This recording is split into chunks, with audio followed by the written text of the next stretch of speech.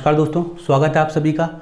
दोस्तों 10 फरवरी यानी कि आज का दिन उन बच्चों के लिए बहुत ज़्यादा महत्वपूर्ण है जिन्होंने अपना फॉर्म सीपीसीटी का जो फॉर्म था फरवरी 2023 वाला उसको फिल करने में यानी कि उसको भरते वक्त किसी तरह की कोई डाटा यानी कि संख्यात्मक गलती की है या फिर किसी भी प्रकार की गलती उनसे हुई है तो उसका वो क्या करवा सकते हैं, करेक्शन उसमें करवा सकते हैं, त्रुटि का संशोधन उसमें वो करवा सकते हैं। और आज 10 फरवरी उसकी क्या है, लास्ट डेट है।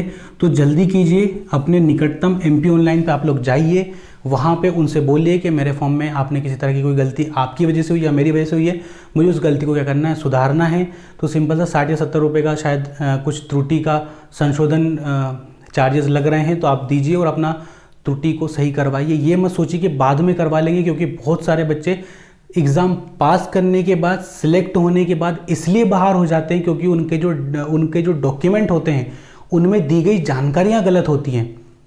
समझ रहे हो, 10वीं की मार्कशीट में कुछ अलग चीज़ लिखी हुई है और पापा का नाम गलत लिखा हुआ है, या फिर 12th की मार्कशीट में पापा का नाम गलत लिखा हुआ है। और इस तरह के एग्जाम्पल बहुत सारे सामने आ रहे हैं जहां पे सिर्फ डॉक्यूमेंट की गलती की वजह से परीक्षार्थी को बाहर कर दिया गया है या फिर उसको एग्जाम में नहीं बैठने दिया गया है।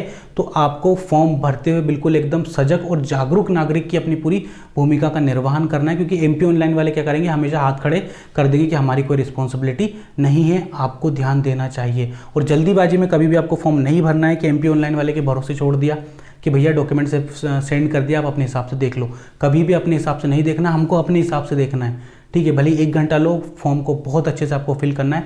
मौका मिला है, सबसे पहले अपने नज़दीकी एमपी ऑनलाइन पे जाइए, करेक्शन करवाइए, नाम में, डेट ऑफ बर्थ में, 10th 12th के मार्क्स में, या फिर जो सेंटर है अगर वहाँ कुछ दिक्कत है तो उन सब चीज़ों को आप चेंज करवा सकते हैं। किसी ने अगर हिंदी के जो फॉन्ट है अगर वो कुछ गलत चूज़ कर लिए हैं तो पहले पता कीजिए टाइपिंग किस फॉन्ट में होती है।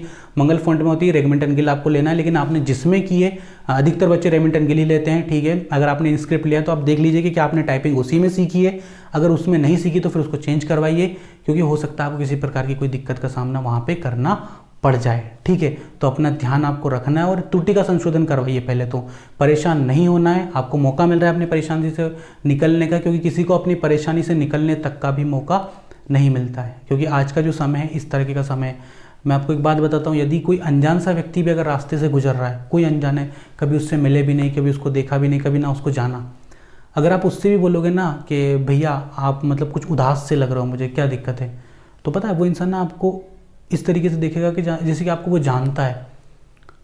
सब लोग आज अपनी ज़िंदगी में इतने तरीके से फ्रस्ट्रेटेड हैं, इतने तरीके से व्यस्त हैं, इस तरीके से दुखी हैं कि आप किसी भी रैंडमली व्यक्ति को भी पूछ लोगे ना कि भैया क्या दिक्कत है, आप इतने उदास क्यों, गारंटी है वो व्यक्ति रो देगा। कोई भी व्यक्ति हो, आपको लगेगा कि हाँ ये बाहर से खुश है या इतना खुश है, इतना हंसता है, इससे कोई दुख नहीं होगा। पर अगर आप उससे पूछोगे ना कि क्या दुख है, मुझे बताओ, मैं सुन रहा हूँ, वो इंसान रो देगा।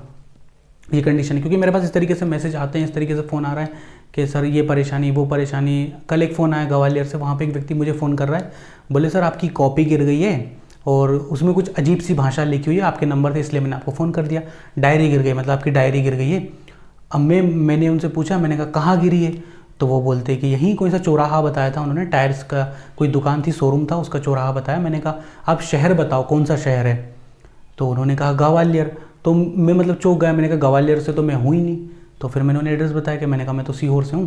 तो फिर उन्होंने मुझसे बोला कि आपकी कॉपी तो यहाँ गिरी हुई है। तो मैंने उनसे बोला कि मैं पढ़ाता हूँ, हो सकता है मेरा कोई स्टूडेंट होगा जो स्टेनो पढ़ता होगा और उसने मेरे नंबर यूट्यूब से उस डायरी के अंदर, बुक के अंदर लिख लिए होंगे, जिसको हम लोग साधारण से हमारी भाषा में तो कट्टा कहते हैं, स्टेनो जिसमें हम लिखते हैं, छोटे साइज़ की होती है। मैंने कहा वो शायद उसकी गिर गई होगी। तो उन्होंने मुझे फ़ोन करके बताया कि आपकी बुक गिर गई और इसमें अजीब सी भाषा लिखी हुई है। ये चीज़ सुन के थोड़ी सी हंसी आई थी, अजीब सी भाषा। फिर मैंने कहा कि वो स्टेनो है, अजीब सी भाषा नहीं है, और जिस किसी की भी हो ग्वालियर से अगर वो रखता हो ताल्लुकात तो जाके लो भैया, व्यक्ति परेशान है, फ़ोन लगा रहा है। आप उस ज़माने में जहाँ अगर 1 रुपया भी गिर जाएगा तो कोई वापस नहीं लौटाएगा, कोई बुक के लिए आपको खुद से फ़ोन कर रहा है, तो जाके लीजिए। ग्वालियर वालों ध्यान रखो अपने सामान का, ठीक है। मिलते हैं अगली क्लास में, अपना ध्यान रखिए, सुरक्षित रहिए। जय हिंद, वंदे मातरम।